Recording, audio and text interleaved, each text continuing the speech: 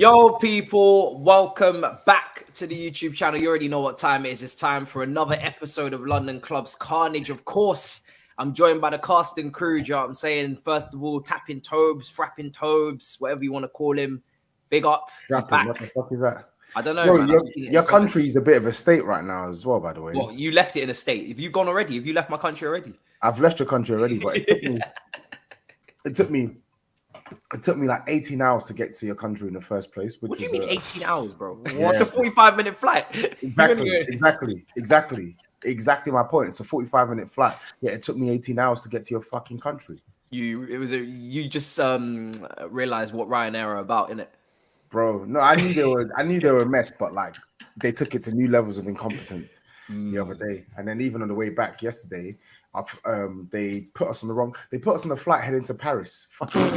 They put us on the flight heading to Paris.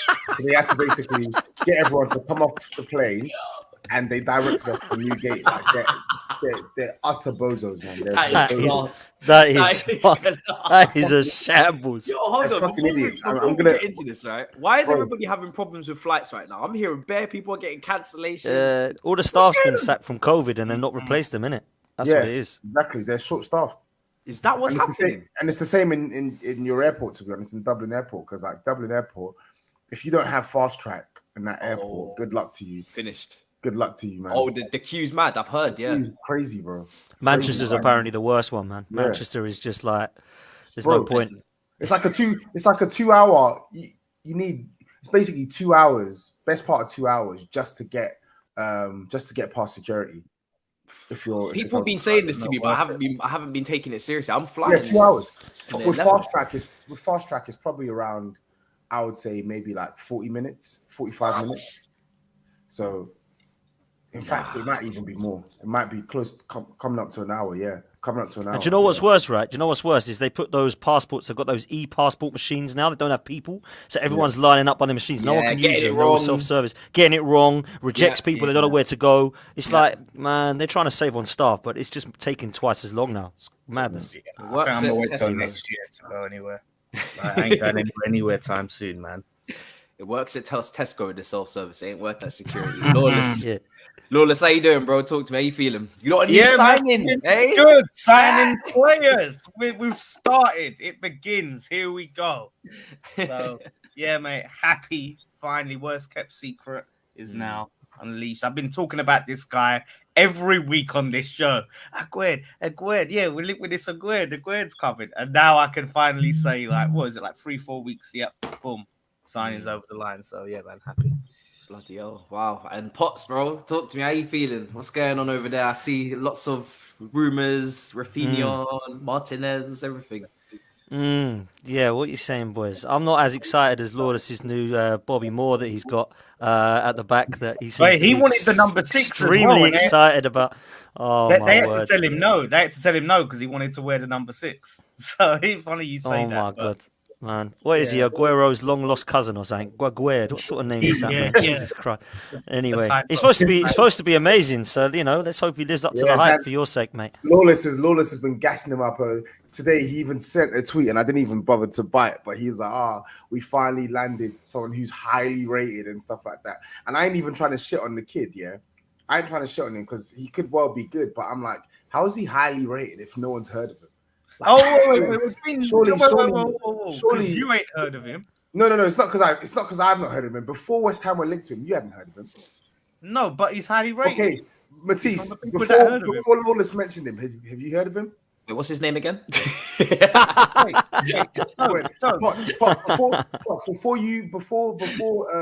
Lawless mentioned him, had you ever heard of him? No, bro, I never heard of him. Honestly, I hadn't. I get it. It's 4 people. It's a short sample size, but do you get what I'm saying? Highly rated is people like Chouameni. Like you hear their names ringing bells in Europe. Yeah, like Gavi, for instance. Like players who are doing big things in their leagues. I've never heard of this guy, but he was one of the highest rated centre backs in League One. Highly rated. Which app was it? SofaScore or was it the other one? Wait, Toad. Football Terrace. Wasn't it? Wait, didn't you make a big point and a big show of I'm watching AFCON this year. AFCON. I'm watching all of the AFCON, yeah? And you never heard this guy. He's playing for Morocco. He played in the AFCON. No, I've never heard of him. Made some big show about how you're watching the AFCON. When did I make a big show about watching the AFCON? I said I'm watching Nigeria. I'm watching Nigeria the AFCON. Why would I be watching Morocco? And if you're tuned into AFCON, you would have known that the standard of matches was so poor. Like it was very, very difficult to watch every single game of AFCON because it just wasn't pleasurable. But you would have known that if you were tuning into AFCON, if you were watching Aguerd play, you would have known that. But you don't. I know, but I didn't like. Listen, I said I'll watch some AFCON if I can, but I didn't like make this big statement. And so let me get this straight. So when you watched AFCON, did you watch Aguerd and did he catch your eye? Listen, that clip I sent, that clip was when I was watching Morocco, it was Hakimi that was doing the madness. Yo, that is a terrible lie, you know. He's a shocking liar. He's a shocking liar. And for the record, before West Ham fans watch this and think, oh, Tobs is shitting on our player, I'm not shitting on him. As I said, he could well be good. I know nothing about him, but what I'm refuting is Lawless's claim that he's this highly rated player. No, he isn't. He's not this highly rated player. He might be highly rated to you, but he ain't highly rated as far as wide scale Europe is concerned. Is he left footed or right footed? Left footed. Okay. So what's it? Him and Zuma, yeah. Now, yeah, be him and Zuma. I think. Yeah, Ogbonna is still class, but Ogbona's fading out. He's getting to that age. He's like 50 years old. Well, he's about 34. About 34. You know what I mean? What's that echo? You got an echo, Lawless, coming. Is that me? Or is it one of you lot? Is it me?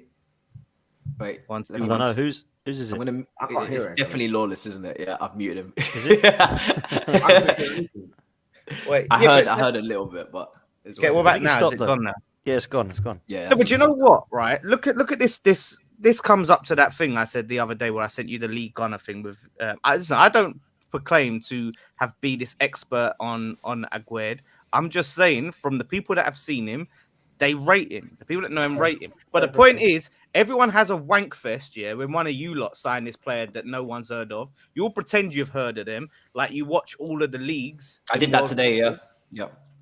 Yeah. Like, oh, Fabio Vieira. Exactly, Fabio Vieira. It's like the internet's all in it. I didn't hear you bashing about talking down on Fabio Vieira. No, you're like, yeah, well done for Arsenal.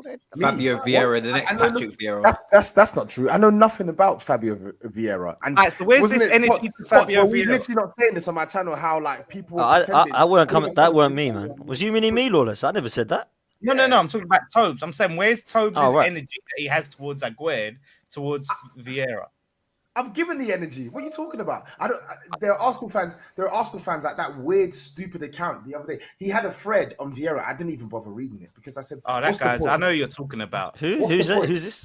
League no new thing. That clown. Please, and Legrove. People like Legrove. I get onto these guys all the time. Like he was getting onto them. Arsenal fans. Half of these. I can imagine.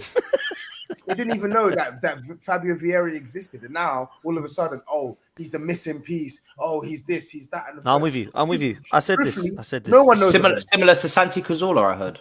No, bro. Truthfully, nobody knows on him, man. And he won't be half as good, man. Trust me. That player was so underrated. And what people have reported, he looks like he could be a good buy. Yeah, he looks like he's got something about him, but. Let's see what he can do before you start. He's only played 18 games in 2 years. You know that. Fucking hell. What do you mean he's only played 18 games in 2 years? Why is that? Don't know. He's young. Got something else? He's got something better to do. Exactly. 18 games. That's the only chance he's been given. 18 games in the last 2 years. And the only reason that he was so hyped up is because the last 6 or 7 of those games last season, he looked class. And I can't say that's fact because I didn't watch him, but I didn't even know who the guy was when we linked with him. But when the Luis Diaz videos were going out, most of the good things that happened around Diaz included this guy, and that's why people are getting hyped. So, listen, he's got to put the shirt on first. He hasn't even confirmed that we signed him yet, have we? Christ, it's been so long since we've made it. We've got rumours. That's all it is with us lot at the moment. It'd be nice to get some confirmed signings, bro. Jesus. Have you even confirmed Marquinhos yet? That's confirmed, man. That's the only one that has confirmed.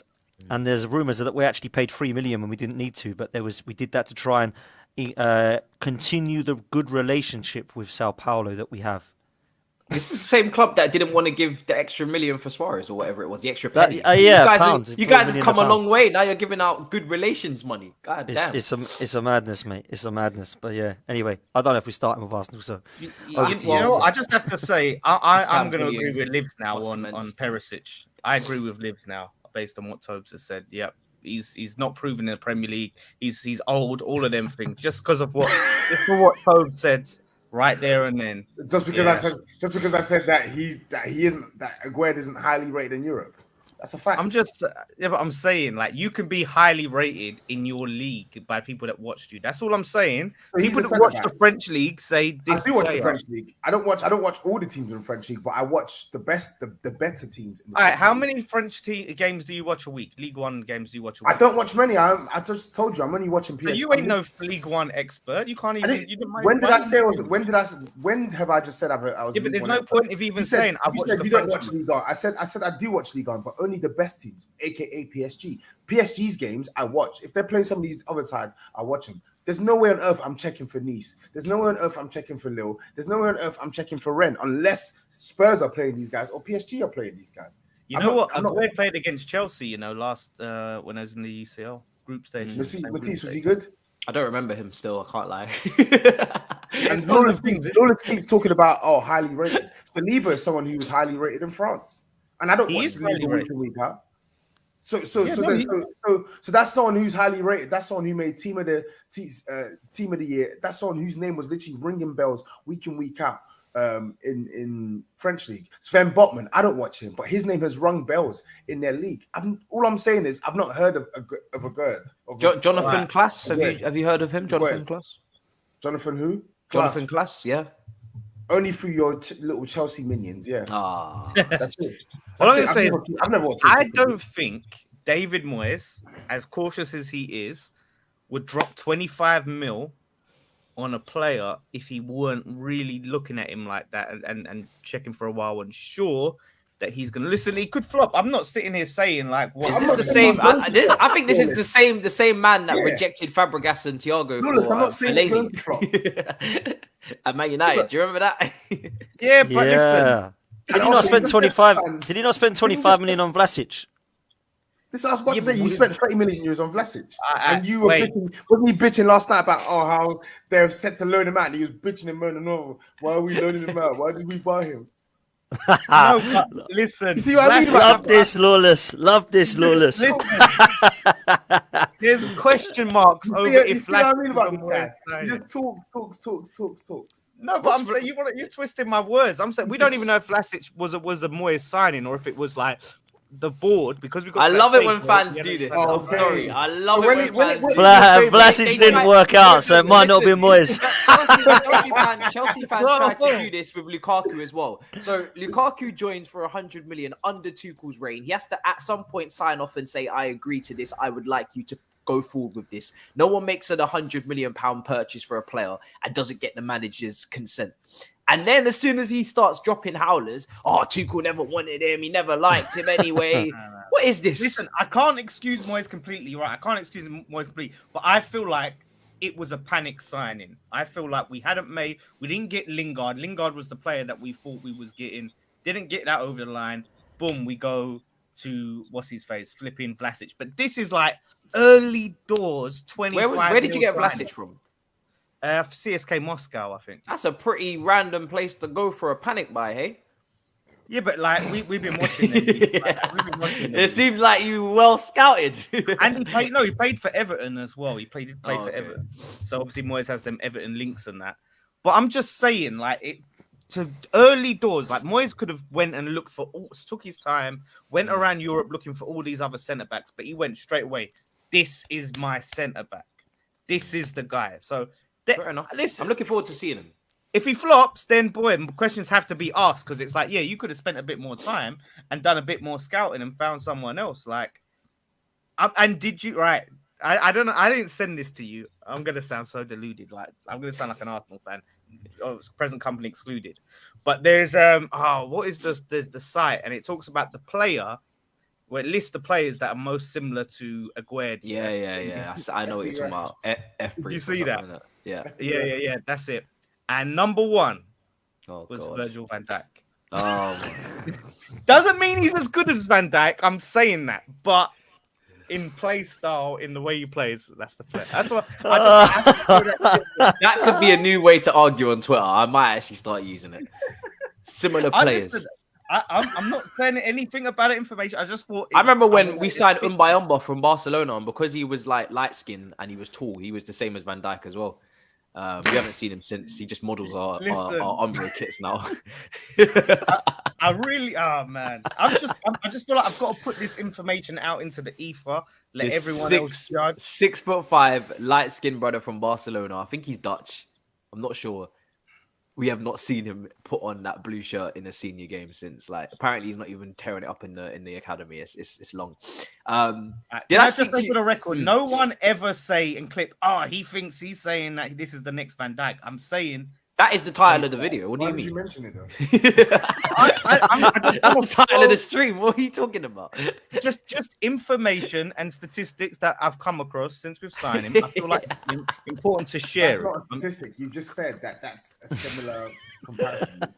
What? Can I ask who else was on this list? Is there based on stats? If I could find, I'll have to find it and send it. Yeah, we can easily search it up. Yeah, we'll do it right now. I'll just go type in Aguerd Van Dijk. How do you spell his name? Like Aguero, but with a D instead of a O. It's like it's spell Aguero with a typo. Naif Aguerd, yeah. Yeah. God, okay, cool. Yeah. Where is it's on? Okay, if you it says similar players to Naif Aguerd in the last 365 days. Van Dijk number 1, Jonathan Tah number 2, number 3 Sven Botman, number 4 Robin Lenormand. Why didn't you mention him? Number 5 Mark Gurhey, number 6 Harry Maguire. Why didn't you mention him? Can I ask? What is similar? What is similar about Maguire and Van Dijk exactly? Nothing at all. That is a nonsense site, man. What kind of stupid list is this? I'm still looking at the list. PK. This is why people give stats a bad time, because FBref is actually not even a bad site. It's not a bad site, but this section is disgusting. He's gonna be you can use it to form your opinion, but Van Dijk? Van Dijk. What? Botman, Mark Gurhey, Maguire. Look at that random mix. What is that mix of defenders? What is that? That is not making any sense to me, man. The analysis I was reading basically said the similarities with him and Van Dijk is the fact of that he will let his opponent, rather than go and engage straight away, he will let his opponent come to him type of thing. He's good in the air. Physical in that regard. He will chip in and up front a little bit. He looks like he's decent on the ball as well. It says passing wise, don't know about his progressive carries, but he's a 90th percentile for passes attempted, and then 80th percentile for pass completion as well. So let's see. Did you see that video though I sent where he hunted down Salah? I'm not watching any video. I'm not watching any video you're sending of your players. I wouldn't. Don't sit there and be like, yeah, who is this? I'm only going to watch them once the league starts. Then I'll watch them. But in the off season, why would I spend my free time watching West Ham scouting clips? I'm trying to educate you. That's all. So then you can talk from a place of knowledge. That's all I'm saying. Can I ask as well? I heard that you guys were interested in Ward-Prowse. I don't know if I asked you about this last time.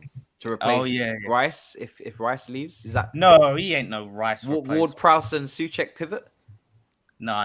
Rice. If it is, it's Rice and Ward-Prowse. That's who we turned down Basuma for. Ward-Prowse apparently. That's what we talked about last week. Yeah, it was. We passed on Basuma and went for Ward-Prowse. Which I'm not feeling. I don't believe that. I don't believe that, man. I don't think Basuma would have joined you, for being completely honest. That sounds... No, but you know what? I said this on our show is with this Basuma thing. Is sometimes you get in there early enough before anyone else clocks, before the other options. What about if Basuma clocks? Listen, you can't tell me that West Ham's not a step up from Brighton. You cannot. It is, but like he knows he can get a bigger step up than that. To be fair to Lawless, Aston Villa were in for him in January. So Aston Villa were in for Smith Rowe as well. They're crackheads. Yeah, no, but they were Aston Villa were actually in for Basuma in January. So yeah, I think Lawless has got a point. If none of the better and bigger clubs came in for him, and West Ham were there early and gave him what he wanted in wages and stuff before the bigger clubs come in, then maybe there's a chance. But everyone is looking at, loads of teams are looking at Basuma, I would have imagined. So if it's at the same time, then West Ham have no chance. Well, it doesn't even matter anyway because he's at Spurs, so it's cool.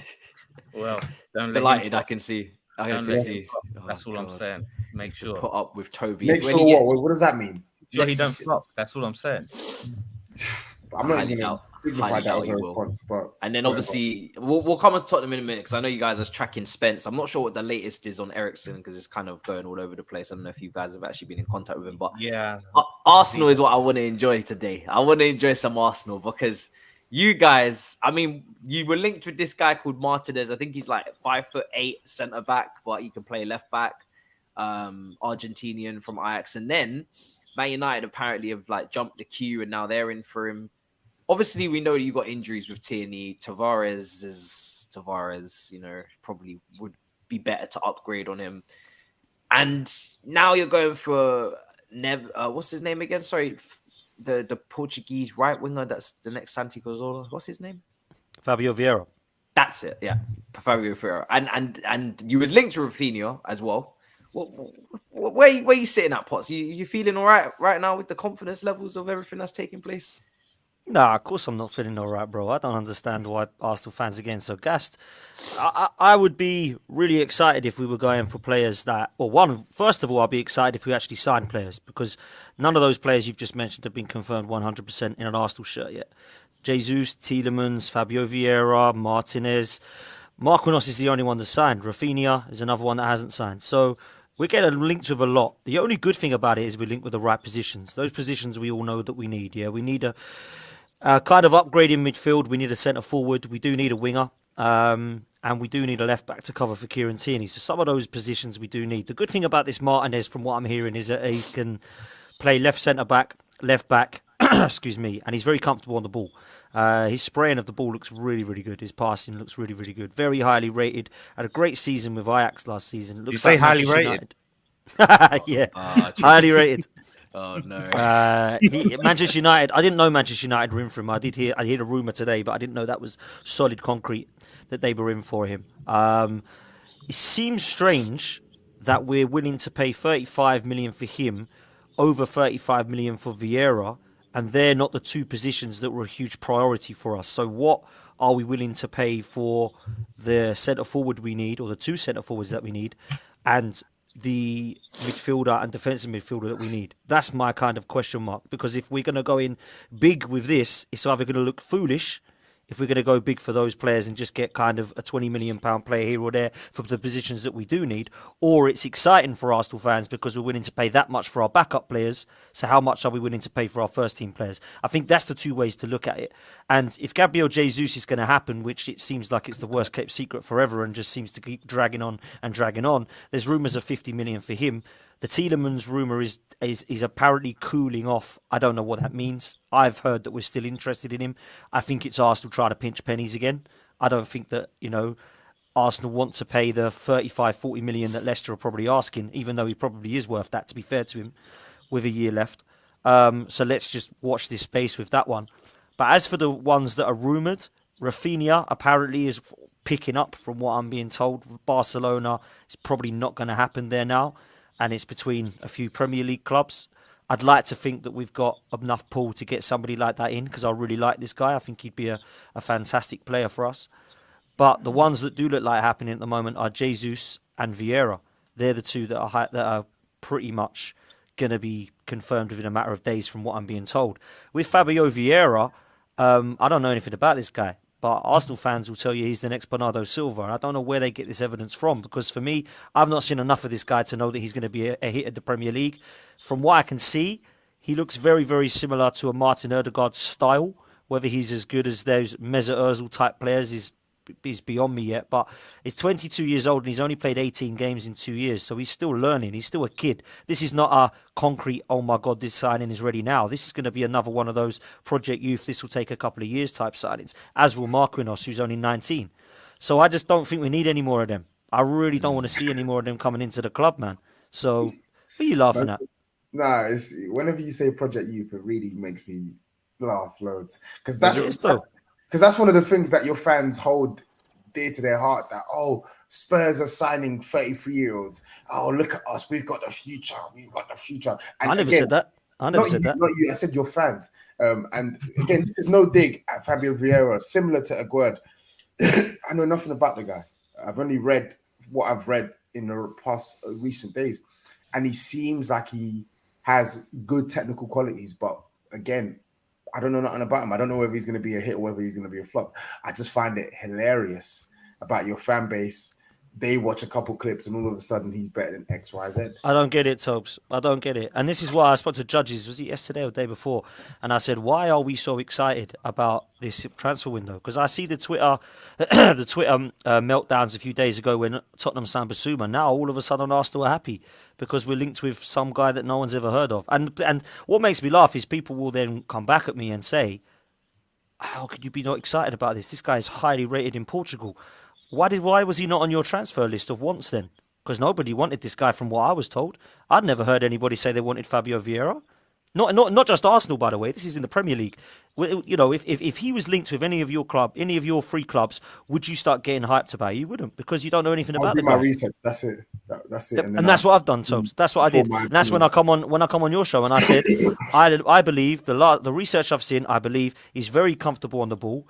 From what I've seen, he looks like a real good player in terms of his vision, and he's got 14 assists and 6 goals last season. That's all I know. I don't know whether he's going to incorporate that into the Premier League. I don't know whether he's going to fit in. I don't know where he's going to play, because at the moment it looks like he's a backup player. It doesn't look like he's going to walk straight into the first team.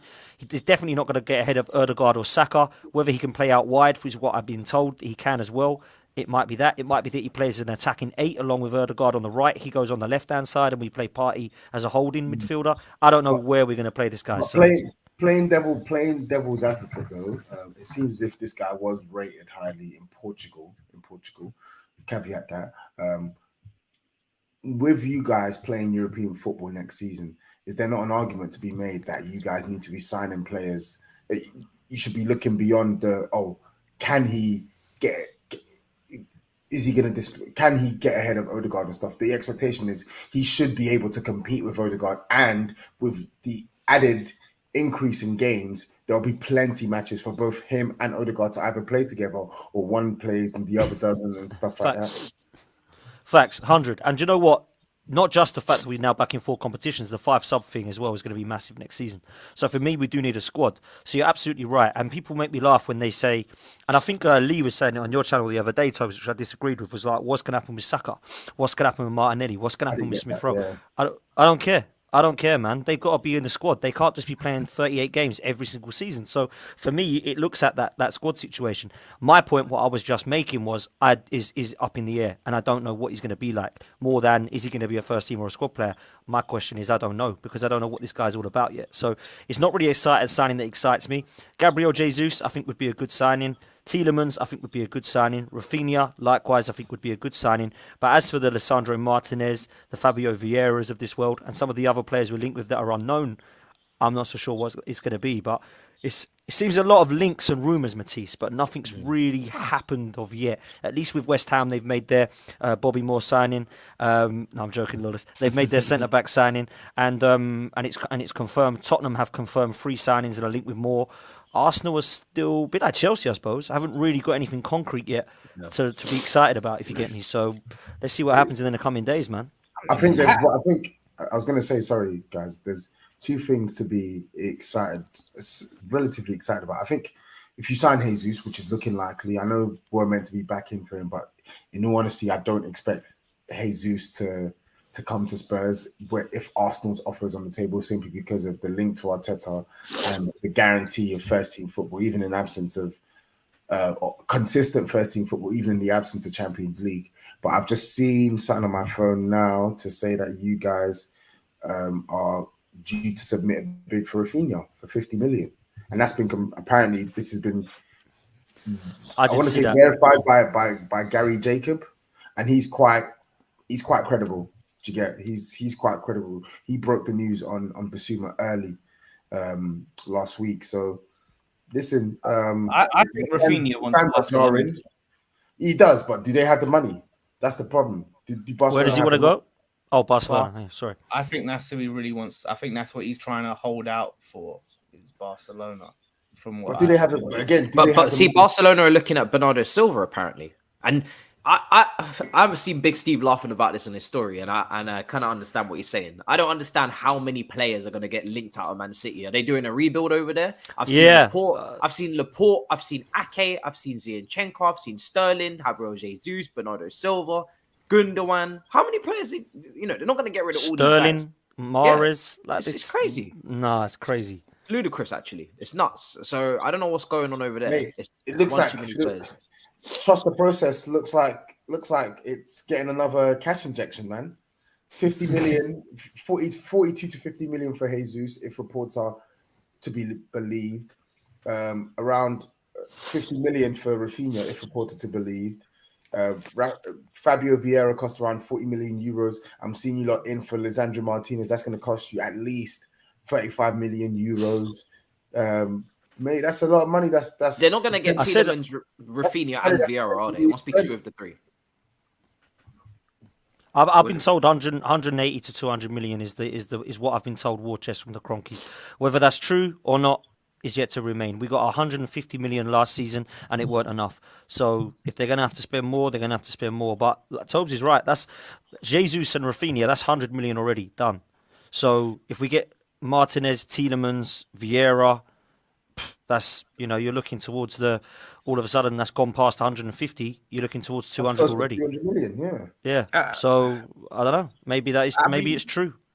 With Jesus, I feel like a lot of people are expecting him to really pull up trees at Arsenal and go in and be this big scoring striker. I mean, how many goals would you be expecting from Jesus if you signed him? We discussed this.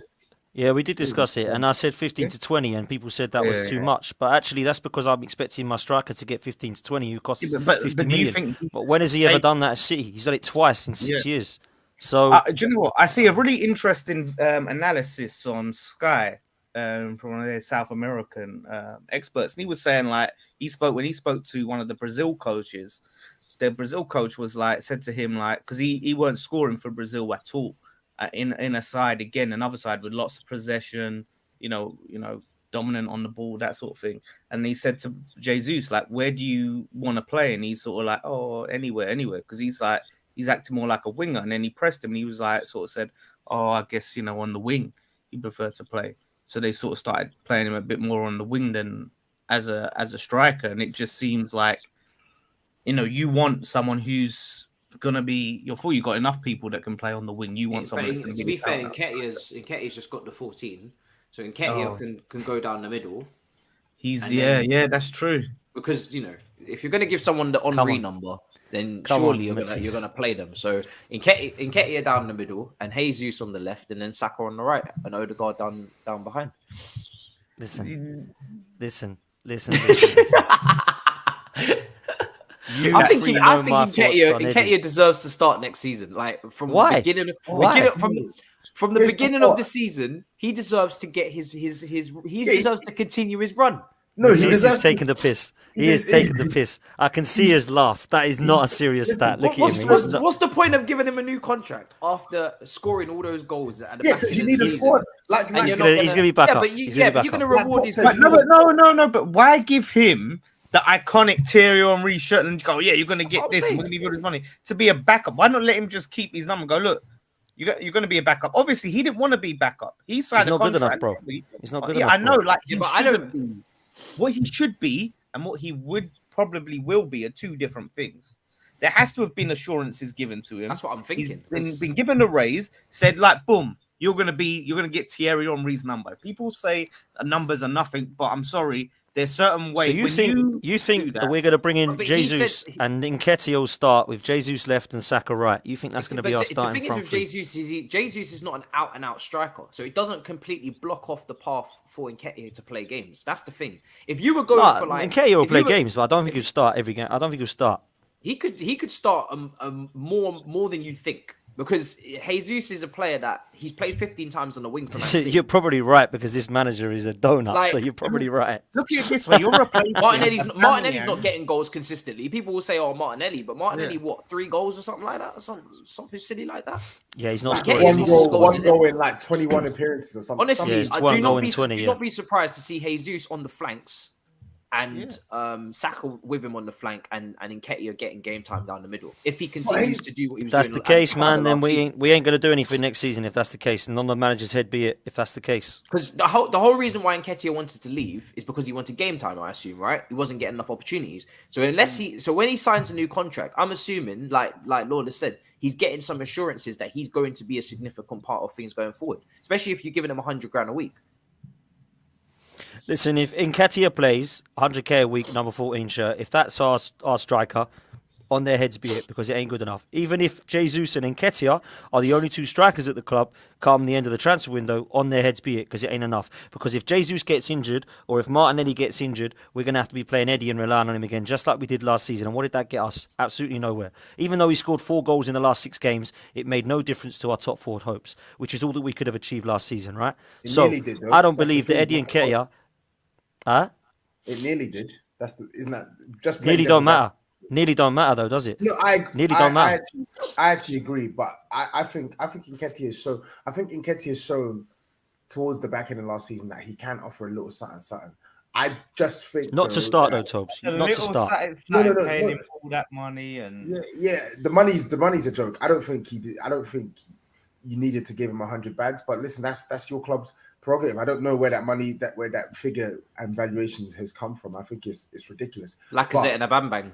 The point I'm making is that Arsenal clearly needed Bukayo Saka. For me, was the only attacker in that team that should be the undisputed starter. I think every other position was subject to upgrade, and I think Jesus coming in fills one gap. Yeah, we spoke on this on my channel, Pots. There needs to be. If I'm an Arsenal fan, there has to be another attacker coming in. Whether he's playing out wide or playing striker, there has to be another attacker coming in because Jesus alone is not going to.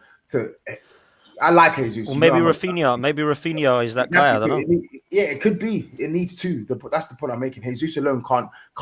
Jesus alone and Saka can't carry that burden. It needs to be another. It's hard to know who. Sorry, it's hard to know who Vieira blocks off. Does he block off like? I don't imagine. Surely you're not going to sign Vieira, Raphinha, and Tielemans, are you? It's going to be 2 out of 3.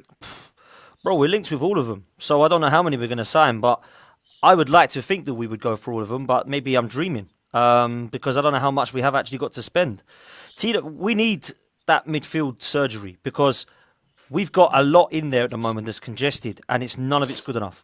So apart from Thomas Partey, how many of the others do you think are good enough? Xhaka, El Neni, Lukonga. None of those can go. Do you know what? When Partey's out, I have total faith that Lukonga's going to do a job. No. El Neni comes in, does a job for a couple of games, but if it's a long-term injury, no. And we have to prepare for that with Thomas Partey because of the last 2 seasons now. That's just the way it is. It sucks, but it's true. Yeah. When we look at Raphinha... Say again. You only just got Lukonga, innit? You got Lukonga, Again, this is. I've been told he's better than Pasuma. Not by me. So what? Who said that? Because they're deluded. They're deluded. Again, no new thing. Because they're deluded. So when you look at Lukonga, Lukonga's not even as good as Guendouzi in my opinion, and we swapped them 2 rounds. I would have taken Guendouzi over Lukonga, but that's just another story. But let me ask you three this, right? Because I appreciate we're talking about Arsenal a lot here. So let me ask you three this. We're supposed to be moving forward, right? As a club, we're supposed to be moving forward from coming 8th, 8th, and 5th. What 2 strikers would you rather have at your club? Lacazette and Aubameyang on Jesus and Nketiah. Now, I personally feel like if you're looking at the long-term future of Arsenal Football Club, everybody's going to say Jesus and Nketiah. But if I'm talking about now goals and playing a system where 2 of them are up top, I would have Lacazette and Aubameyang. I would. If I was your 3 clubs, I'd take those 2 over Jesus and Nketiah. They are good enough. Lacazette is. I hate Lacazette, Tobs, but compare them to Jesus and Nketiah. Who would you rather have? But Nketiah literally came into the team and did the thing that Lacazette was struggling to do all season, which is score goals and press. So you'd rather have Jesus and Nketiah than Lacazette and Aubameyang? No, I'm not. That's my question, though. It's not my question of Lacazette, is he good enough? Because we know he's not. But what I'm getting at is we're supposed to be as a team moving forward. How is that moving forward? It's a difficult question to answer. See what I mean? It's difficult because Aubameyang wasn't doing what Aubameyang's meant to do as well. So the thing is, he's a certified clappers. He's the best finisher of the lot. He's the best goal scorer of the lot. But the problem But then the problem on his side and Lacazette's side is Jesus and to a certain extent at times, Nketiah will give you the other stuff that your fans have been crying out for: the link up, the hold up, this, that. So let me ask it this way then. Let me ask it this way because the way I've asked it is stupid, to be fair. So let me ask it this way: Lacazette and Aubameyang had to go, both of them, and I agreed they have to go because if Aubameyang's causing disruption, he has to go. Lacazette has to go because he was a bozo as far as I'm concerned. Is Jesus and Nketiah the same caliber of wow? Okay, Lacazette and Aubameyang. See you later. These two are now in the house. It needs another attacker. It needs another attacker. I think that's what I'm getting. Jesus and a new attacker. Now it's a better discussion. Jesus and Nketiah. It's not enough. We know that though. We know that. It's not enough. But then why? But that's what I'm saying. You're just going for volume. You're just going for numbers. Like, come on. Like, you want to go and say, okay, instead of Nketiah, bye Nketiah, we're gonna spend some serious money and find another good striker out there, and then we get Jesus, or you don't get Jesus, you keep Nketiah, and then you get someone who's even more of a high caliber that's an out-and-out striker. Like, they haven't upgraded on the combination of Lacazette and Aubameyang. This is not. But I don't think that's the first statement to make at the same time. And it's mad. I'm defending. It's annoying. I don't even. Does Martinelli not need to step up next season? I don't even want to do the whole defending thing. But listen, Lacazette was a scrub. He was an absolute scrub. Yeah, but I think he definitely wasn't. He didn't live up to his hype. He didn't live up to his price tag. Lawless, he was a bona fide scrub last year. He couldn't score. He had a lot of assists in a period. He was getting quite a few assists, wasn't he? Potts, am I waffling it? I'm with you. Legitimately could not score. I'm sorry, but I feel especially not in open play. But he was getting some assists. He had a run of games where he was getting assists. He was bringing others into play, and then Saka, Odegaard, and Smith Rowe, and they were all benefiting off of his whole. The guy's washed. Lacazette is washed. Yeah, let's bin that one out. Yeah, and let's just get. I think this is a fair assessment from Potts, and I agree that attack alone is not enough. Even with Martinelli's, even with Emil Smith Rowe and whatever, it's not enough. They need another. They need one more attacker at least. No, they do. 100%. I agree. They 100% do. 100%. But will they get one? That's an interesting question. Yeah. What level of attacker are you talking about? Are you saying that this has to be Raphinha? Yeah, but Raphinha is still. Where's he going to play on the wing? There's links with Osimhen as well. Osimhen from Napoli. There's links. I don't think I can't see it. Yeah, I can't see it. So much money. 70-odd million they're saying. So yeah, too much. I'm just saying that Arteta needs to take some criticism for the rapid. I'm not saying that Lacazette was ever a killer, but him and Aubameyang declined under Arteta and wasn't as productive, and their output wasn't as high. Like, there is a downward slope. So you have to kind of look at that, and rather than just write off, he's a bum and Aubameyang wasn't doing what he needed to be doing, Arteta needs to take some criticism on that. He needs to take some blame. And this is the thing: you're going to have someone like for Jesus to come in now, who has played in the side that is so creative, creates so many chances, so dominant, and now he's going to come into a team like Arteta's Arsenal, who couldn't even get a tune out of Aubameyang. So. And people don't expect him to score 20 to 30 goals. Like, the way people are talking about him, like he's going to be this superstar striker. So, boy, I feel like, like if you get Jesus and then maybe like another out-and-out striker, but I think that's it. You'll get Jesus and it'll be Jesus and Nketiah. I think that's what you're going to be running with. If you do get Jesus over the line, because I know obviously it's not confirmed, isn't it? And I know Tottenham, I think, are still looking at him. And then I see like Chelsea were linked with him as well. So we were linked with Jesus, but I think now we've focused our attention on Raheem Sterling. We had a bid rejected last night of 25 million euros. It was a disrespectful bid, but it was the opening bid. What about Richarlison? He's been linked with us. I know Tottenham need another forward, Toby. Yeah. So who's it going to be? Because you guys can't. If you have one injury, it's back to Bergwijn and Lamela and all these brothers. Bergwijn will probably leave this summer. Lamela left last season. Is he? Is he left? Lamela left last season, bro. I thought he was still just chilling in the background doing his little Ravonas. Nope, he left last season. As it stands now, you're right. We have 5 attackers, Lucas, but only 3 of them are good enough. Yeah. Lucas needs to go. Bergwijn needs to go. Bergwijn's better than Lucas, but Bergwijn should go, and he wants to leave anyway, so let him go. I think we're just waiting on the right offer to arrive, and then he'll go. But I'm sure his people are working behind the scenes. But Richarlison, listen, the players like Richarlison, Jesus, we need those type of players in this club. Yeah. The club were looking to, apparently, like we spoke about the rumors for Jesus. I think he's going to go Arsenal, but why not? Test the waters, make a bid. Try and get a player like that at the club. If you fail with Jesus, try and bring in Richarlison. We need players who can give us output and can come in and slot and perform. Yeah. People want to shit on Richarlison and this, that, and the third. The guy doesn't hide. He may be inconsistent here and there, but he doesn't hide.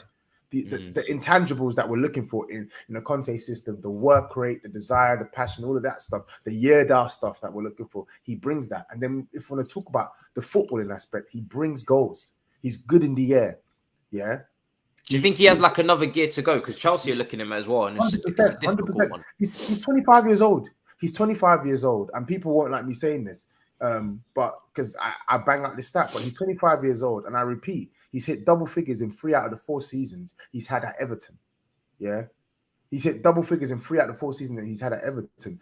And he's a Brazil international and he gets games for Brazil. Yeah, he can play on the right, he can play central, he can play on the left. He's a player that's ready to take that next step up. And I think he will be good for Spurs. I genuinely believe that. Yes, he's not going to be perfect. Yes, he's not going to be Ronaldinho or Salah or whoever. But in terms of what we need him to do, i.e. come into this team and provide competition, go on a run of games where you can actually perform. I think he can do that for Spurs. And I think he can do it for Chelsea as well. I genuinely can. I don't know why people are sleeping on Richarlison. He's a good player. Do you think he comes into our team and starts? Yeah. Yeah, I think so. Who's benching him at Chelsea? He's offering more than Cho. He's offering more than Pulisic. Who's benching him at Chelsea? On the left-hand side, who is actually benching him? I feel like on their day, all of these guys can be good players, but, you know, it's still consistency. You just who's going to have the most days? That's the thing. That's who's going to have the most days. Does he walk in and just suddenly just put up consistent performances where he's playing this 30 to 35 games? I don't know. It's difficult because he's been at Everton. Yeah, he's been at Everton. I don't think he's going to play 30 to 35. His injury record ain't great, you know. He's got... Listen, Richarlison has definitely got his... I haven't looked at his injury record, actually. He's got his detractors. Like he does have a period at times to go cold. I think he moans a lot. He likes to con the referee. And I think his technical game, it's not as clean as others. Like you look at when you watch Richarlison play versus when you watch Raphinha play, for instance, like you can see that Raphinha's more cultured on the ball. But it's not to say that Richarlison still can't combine with players. It's not to say that Richarlison ain't got anything. It just means that other players have got more. They're ahead of Richarlison in that aspect. But what he lacks in that side of the game, he makes up for in potency. And I think that's what Chelsea need right now, right? They need a player. It's weird. We do need potency, but we desperately need people that are a little bit more well-rounded in their game. They've got a lot of limited players right now who are they can combine in a simple way, but I'm looking for someone who can unlock the door.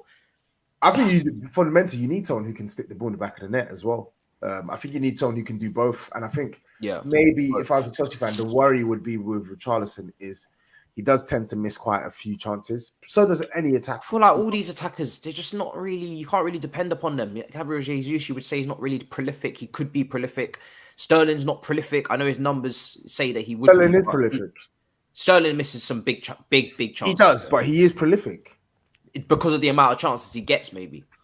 But if you was to take away the samples, if you was to take away the amount of chances and maybe bring it down to normality out of that Man City system, are you relying upon Sterling to put the ball in the back of net more often than not?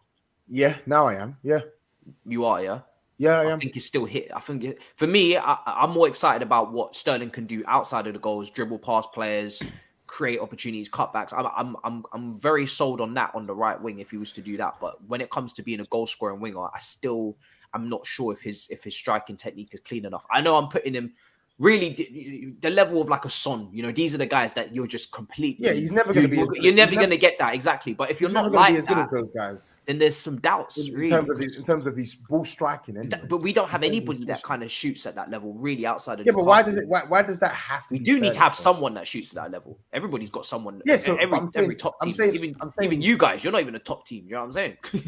You got two of them. Yeah, that's your fault. Next time, yo, lend one of them over to somebody else. Don't spend 60 million on bums from the Bundesliga that claim to be great, but they're not great. Where did Son come from? No, I said bums from the Bundesliga. I didn't say him. Son wasn't a bum in the Bundesliga. I know he wasn't. I thought you were just, just ruling off the whole league. Honestly, listen, Chelsea fans, I get the frustration. You lot, like, you've been, it's been what, like, since the likes of Costa left and Hazard left and stuff, you've just not had any drillers up front, and you're literally looking for drillers. But what I'm saying is, players like Jesus, players like Sterling, they take you up they take your attack up several notches, and they will bag goals. Yeah, I still feel like Dembele, even though I wasn't completely sold on Dembele at the beginning because his fitness, but Dembele can actually create with the pass. Class. I don't feel like Sterling's passing and Jesus' passing is like at an elite level that's going to unlock the door. Dembele will. We have not got no elite passers really in our team, you know. I think that's a fair point. Dembele's a playmaker. Kane would be our best passer by a country mile. Eriksen, country mile. Obviously, City, you could reel off a whole heap of names. A couple at Liverpool as well. We don't have any elite passers. Ziyech is meant to do that, but he's very hit and miss. But then it depends on what do you want, and what does Chelsea? What does this Chelsea attack? What do you want this Chelsea attack to look like next season? Ideally, what do you want? Because from what I'm hearing, first you say you want shooters, which I understand. You need both. Yeah. But Dembele comes in, he's a creator, yeah. And I get you need the ability to create. So let's say if you brought in Dembele, he's gonna play he can play on either side, but I imagine he'll play on the right. Yeah. Where does Havertz fit into this, for instance? Where does Callum Hudson-Odoi fit into this, for instance? What about some of the attackers that you want to keep? For me, Hudson-Odoi, I've been saying that I think he should go out on loan. For me personally, I feel like I'm going to discuss this on my channel tonight, by the way, with Anita and Sam. Oh, really? Oh, God, Jesus Christ. Yeah. Well, actually, I know Anita might favor Hudson-Odoi more because she does not like Pulisic one bit, from what I remember. But I think for me, Hudson-Odoi's got to go out on loan because he needs consistent game time. He's a creative winger. With his passing, his dribbling's kind of fallen downhill since he got the injury. Hopefully he regains that if he gets his acceleration back as well. Goal scoring wise, it's not good. He's poor. His shooting technique is nowhere near where it needs to be. So he's kind of like, I always say it, if you was to sandwich Pulisic and Hudson-Odoi into one player, you'd actually have a player with a lot of potential. But them as separate identities, they're both missing exactly what the other person has, really. Like Hudson-Odoi's got a wider passing range. He can switch play. He can cross a lot better. He's way better with all of his progressive passing stats and his final third entries and all that stuff that most people don't give a shit about when they watch him. But he's actually helps us create chances when he's in the team. But then Pulisic, you'd say, is a better finisher, even though his finishing has been absolutely horrendous. He's a better finisher. Yeah, he is. Yeah, way better than Odoi. So it's a catch-22 situation, and that's why we don't have no consistent players starting in our front three. But I think though, Matisse, that I said this on my channel, man. Like, I have a lot of respect for Chelsea in terms of what they've done in the last few years. Don't get me wrong, but I look at the 11 now, and I can name sort of 4 or 5, and I'm struggling to know what you're doing after that. So I know you've got your keeper, you've got your fullbacks, and then you've got kind of a mixed match of everybody else, if that makes sense. So half your defence is now left, so you're going to need to do something about that. Your midfield is still quality, in my opinion. I rate Kovacic. I think Jorginho is an okay player, not as hyped as some people are saying. Kante might be in the decline, but he's still quality, and Mason Mount's got some legs. But then I'm kind of lost as to who is in that front three that I go, wow, he ain't moving out of it. Because it seems to me that you need to replace... That's what I'm saying. So it seems to me that you might have to do some business, sort of 5 or 6 players, or is that too much? I don't know. I'm just thinking about. That's spot on. That's spot on. And to be honest, we haven't even really got to the fact that the wing backs don't have any depth. Do you know what I mean? They don't have any cover. So it is a 5-6 player somewhere minimum. But it has to be probably like 6 or 7. I know. I'd be worried if I was a Chelsea fan. Like, there's so much like new ownership. Obviously, as we was talking about, was it Marina or whatever's been? Yeah, she's gonna be leaving a lot sooner. So Bruce Buck today moved position. He was chairman. He's now gonna be advisor. And Todd Bowie's gonna move to chairman. So he's gonna be like one of the lead advisors or whatever. Basically, his role is way more diminished than it was from chairman. And he's been chairman since 2003. So he's part of the Roman regime. And then you've got Marina, who's obviously our, director of football, financial, negotiator. Marina.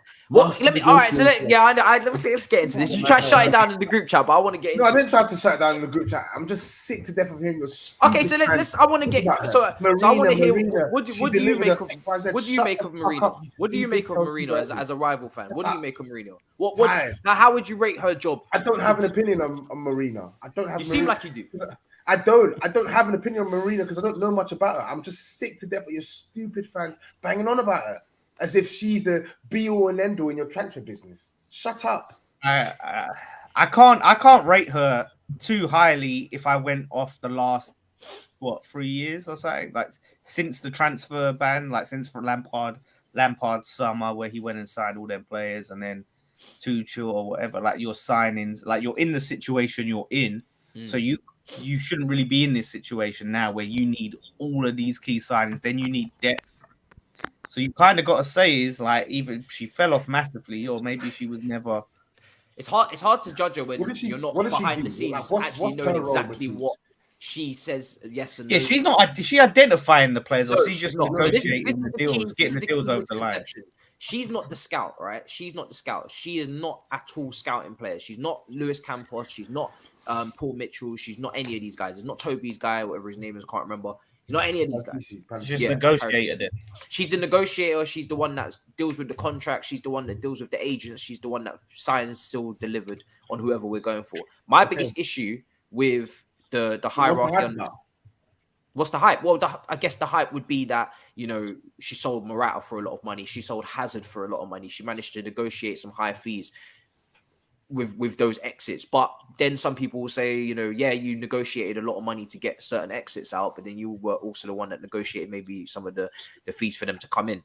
My biggest issue is the wages. Like I said, the wages for some of the players that we have, the Timo Werners, even Ben Chilwell's on a lot of money, but at least he's been a success so far, etc., etc. They're blocking from exits going out of the club, and that's stopping us from being able to get rid of them, sell them once they've become deadwood, once they haven't worked out because they're on stupid wages. I don't know. I mean, she is responsible from that as far as I know, until somebody tells me otherwise, that she does negotiate the contract. So I assume she's the one that put them on their wages. But scouting wise, it's hard to really go completely in on the scouting team because that would be simplistic when we have changed managers very often, change formation, change style, change identity. Then the scouting team have to reflect that. But I feel like, I don't know, I feel like we maybe don't take our scouting department as seriously as we have to. I seen Masunda's brother was a scout. Ross Turnbull's one of our scouts. I feel like we can do better than this. So it's all a little bit of a mess, but I wouldn't completely... Huh? No, I was gonna say, do you feel like you're most in danger of falling out the top 4 next season though? Because I wouldn't. It's not yet. No, I'm watching what Arsenal and Man United are doing as much as I'm watching what we're doing. I've already said that Tottenham are a problem because they just are. Do you know what I'm saying? But I haven't seen anything from Man United or Arsenal yet to really scare me, especially both of them really equally, because Man United. But out of all them teams that finished top 4 last season, like your players. Probably more your position more than anyone is probably most up for grabs as it stands.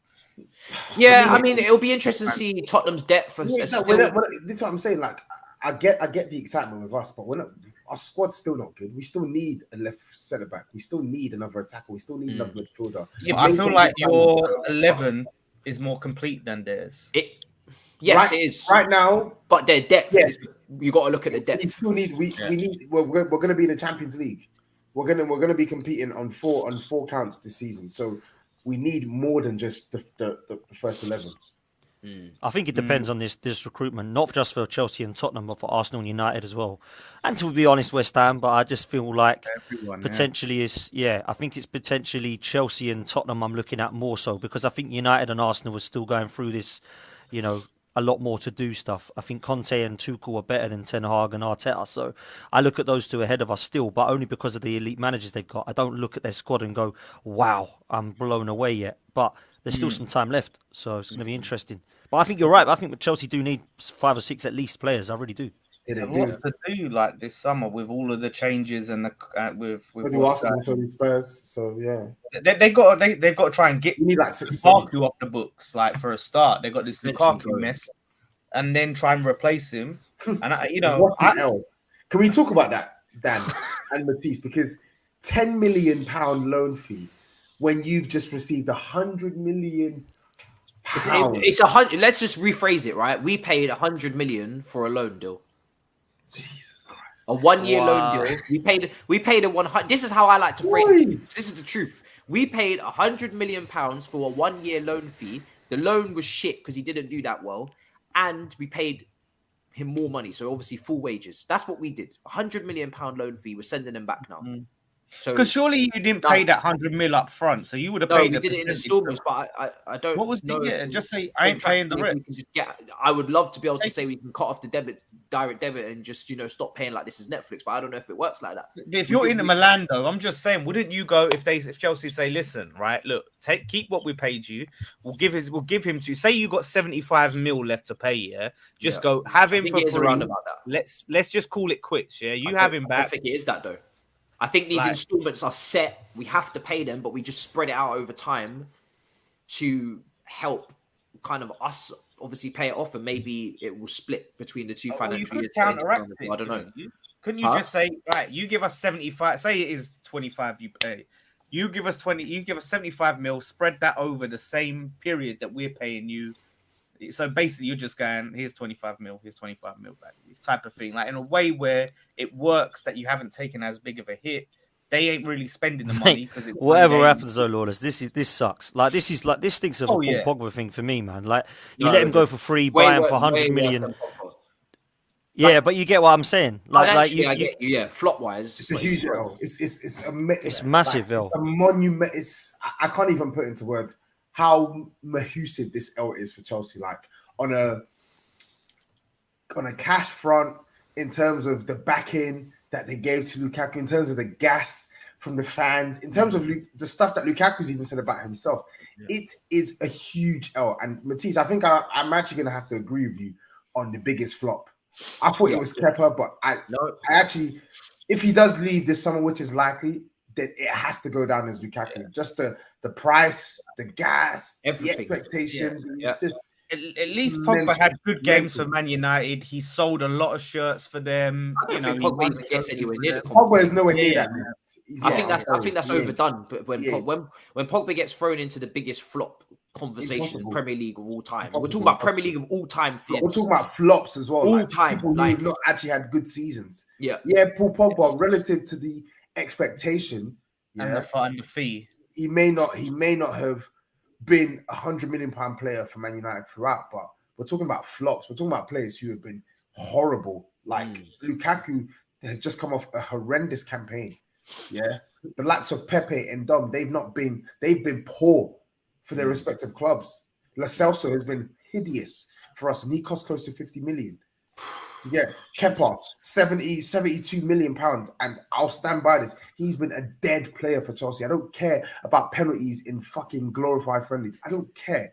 He's been dead.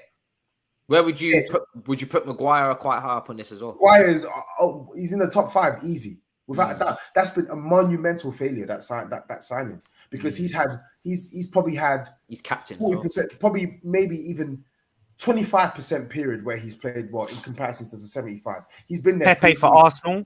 You gotta look at that. Pepe. It's Pepe. I tried to tell Lee Gunner this, and he didn't want to budge on the whole Pepe prop. But I'm telling you, when you spend 70 million, I don't think Pepe's spoken about enough. Obviously, I know we're at Lukaku. I'm not trying to divert. You can go back to him if you wish, but Pepe how much you pay for Pepe? 72. That is ridiculous. He doesn't even start. Like you don't even force him to start. Like he's not even good enough to play politics. Like I do think you're right. I think where Lee Gunner is backing him is that he's not as bad as people make out, and the criticism is sometimes a little bit harsh. I don't believe the price tag can be not be laughed at, because it was a madness. And I always say, is that Pepe's fault that we paid 72 million for him, or is he just a 25 million pound player? I think he's just a 25 million pound player who scored 16 goals in the season before last and was our top scorer and one of our best players. So I don't look at him and think he's a complete and utter flop in the same bracket as some of the other names you mentioned. But what I will say is the price tag was absolutely laughable for what we've actually got. And in comparison to the others, I think I can't compare him to Kepa. I can't compare him to the Lukaku and Pogba situation, because actually we've got something out of him in the last few seasons where he actually has done quite well and was one of our players of the season. Is it mad for me to say that Kepa's contributed just as much as Pepe? Because what has Pepe really done? Those statistics that you're reading off, most of that was in the Europa League, was it not?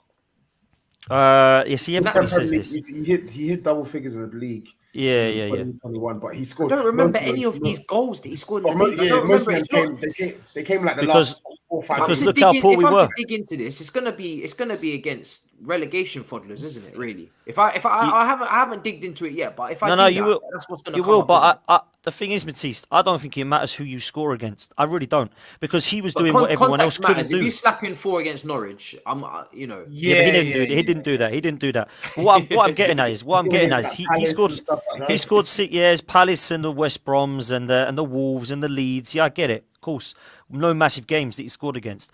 But when I look at what he did in terms of goal contribution, goals that he scored, I don't think that he deserves the harsh criticism that Lacazette didn't get from some of our fan base, probably from you guys, but from some of the other players we've had, I don't think it was that bad. And I'm looking at the stat, the season that he got 16 goals, we come 8th in the league. So nobody was killing it apart from him. That was why he was one of our players of the season. So as much as I don't think it's an amazing thing and that, wow, Pepe is definitely not a flop at Arsenal, because in context he is, I do believe that I don't think you can put him in the same bracket as the Kepas and the Pogbas that you were talking about, the Lukaku, all those list of names you just reeled off.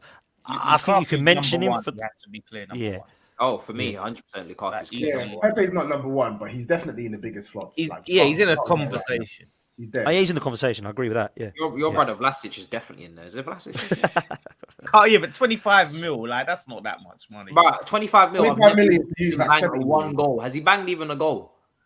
Yes, he did. He did against Watford. To be fair, he's not even. Haller was a bigger flop. To be fair, Haller, like he scored some goals. You know, he didn't set the world alight. And it's not because he's he just didn't bang at West Ham. He just wasn't used right, and but he didn't play to the standard that he could have played to. He was a flop. They've had worse. West Ham have had worse than Haller. Trust me. Well, yeah. Jetty was the last. I was looking at this. Jetty in 2009 was the last striker we ever scored 3 years ago. 3 years since we signed a striker, and it was Abian Jetty. Yeah, Jesus. I remember that signing. You lot signed Lucas Perez as well. Yeah, Perez. Yeah, Perez. I see Sebastian Haller's making a move to Dortmund as well. Haller, not Haller. Haller. Sebastian. Yeah, I was thinking, is he talking about another striker? Like, is this another player? Like, no, but yeah, Haller. He lit up in Ajax, and now he's going back to Germany for Dortmund. So all the West Ham fans that say he's shit and this, that, and the other, like, they're gonna be eating their words. You know, he's a good player. All of this. The style of play to me has to be a fact. You do consider it in a way, but it just seems like our style of play is so limited where, you know, we have to get this one type of striker, or nothing. And that is probably why Moyes, you know, in his second stint hasn't signed a striker at West Ham. Let me ask you something, because I know the answer, what the answer would be for Tottenham. And I know what the answer would be for Arsenal. Will you outgrow Moyes, or will Moyes outgrow you? I'm very interested to hear what you think. Do you know what? I do think we potentially could outgrow Moyes. I think potentially we could outgrow. I don't see Moyes. I feel like this is Moyes' level. Yeah. You know what I mean? And this is a level that I'm very happy to be at right now. But it will, like, you look at his time at Everton. You know, it was always around this. He'd have that season where, you know, he's closer up there to around the top fours. And then have that season, they dip a little bit. And then, which I'm happy to be here for a good period of time. But there's got to be a certain point where we try and go, can we kick on? Yeah, let's try and push beyond that and break into that ceiling. So, yeah, that would be you know what? If we did that on a West Ham channel, that'd be such a controversial topic. I bet. Yeah, because I think there's a lot of West Hams that say otherwise. But yeah, if we don't get striker this summer, I'm done, man. I'm done. I'm gonna be team. You're not done, because you're gonna be gassing up your team as soon as the season starts. No, but why shouldn't West Ham? Why shouldn't we get our players gassed? I see everyone signing. No. I didn't get what you didn't. I don't think you heard what I said. I said even if you don't sign a striker, you're still. You said I'm done. I said you're lying. You're not done. You're gonna be gassing up your team as soon as the season starts, irrespective of whether you get a striker or not. Do you know what? Do you know what? We said the same thing last year to Toby. Luckily, it hasn't worked out that way because Harry Kane stayed and they didn't have to reinvest the money and then whatever. But it went that way. They got content. Yeah. I honestly think you should entertain selling us Declan Rice, take the money and reinvest it into your squad and balance your shit out a little bit better. We need to upgrade the position. We need someone close to the caliber of Rice to come in and play with Rice first, and then he can take over that position rather than you won't get the caliber of Rice at your team again. No, but close. Like I know, like look, you're not going to get someone as good as, but someone like a quality player in, like, say for instance, if we did get Basuma, if we got Basuma, then I would look at more like, okay, boom, let's sell Rice because we've got this Basuma. I don't want to sell Rice and then go on like looking out who can we get, and then we get someone who's not all that. But you know what? The thing is, yeah, the way Tobs carries on, yeah, what you don't realize is in the West Ham fan base, I'm considered negative. People call me negative, say I'm a negative fan. He acts like I'm this delusional fan, yeah. You are. That's like I'm like the tie of West Ham. How am I delusional? I think because you come to him with chest and you make some of the things you've said, yeah, the comparisons that you've made. How can you, of all people, say these things? It's bizarre. You know what it is, Toby? Before we wrap up, he when he sees you, he comes with like his West Ham army and his gear, and he wants to show off and say, "Oh, this player's just like you." And then when he goes back into West Ham, like, "We're fucking shit, mate." That's what this is. That's what it is. When he sees you, he's got to bring that chest because he's like, I have to talk smack to Toby because otherwise it's just gonna be a mess for the entire club. Because when he goes back to the West, you need to watch his content on the West Ham channel. I'm pretty sure he's slandering everyone. He's like, you're all shit, you're shit, you're shit, you're shit. Cresswell's still getting cussed off. I've seen some of his tweets. That's why it's like very puzzling. Sometimes he's overgassing. Sometimes he's arguing with his own fans. No, because I just feel like you're too dismissive of us. Like, listen, I don't care about you. It's not I'm too dismissive. I don't care about West Ham. All right, listen. I'm not gonna let you. I'm not gonna let this. Yeah, that's a lie. That's a lie. That's a fucking lie. Yeah, I just made that very clear. I can't stand the fan base. I can't stand the way that you were moving in that Europa League. That is a flat out lie, isn't it? I'll be real. Let me not lie. That's not true. I do care because I cannot stand the fan base. Similar for Arsenal, similar for Chelsea. I can't stand the fan base. They are. Oh my god! If I say what I want to say, I'll be booted off this. I wish I had the energy that Toby has for his London rivals as I do for something else. Like, it would be incredible energy. But we're gonna wrap it up because I know we got Potts got another show. So big up for coming on, Potts. Let them know where to find you, bro. Please, it's been a pleasure. Nice one, boys. I've enjoyed this one as always. Yes, at Dan Arsenal 87. And if you do want to head over to Football's 12th Man podcast on YouTube, then I'll be putting some content out there pretty much daily. So thank you, free, and thank you all for watching. And see you next time, man. There you go. And Tobs, let them know where to find you, bro. Pleasure as always. TapinTobs. Look out for some content coming this week on Chelsea. What? And then, of course, the usual, some content coming this week on Chelsea. Yeah, I'm right. I'm going to be talking about Chelsea. I'm going to be talking about Chelsea this week. Wow. And, of course, the usual Spurs content. That's not going to be missed. So, yeah. He's doing videos now. I know somewhere in that group chat, League On is going, yes, finally, he's doing pre-records at last. Lawless, let them know where to find you, bro. Pleasure. At the Lawless on Twitter. Come see my negative West Ham tweets if you think I'm too positive. On here, you can come see the negative side of me that a lot of West Ham fans get onto my case about. But yeah, and West Ham Fan TV and all of that. Pleasure as always. There you go. Guys, make sure you subscribe to everybody. Link's going to be in the description. And for me, smash up the icons. Let me know what you think in the comments of anything we've discussed. See you guys in a bit. Big up your damn selves. Peace.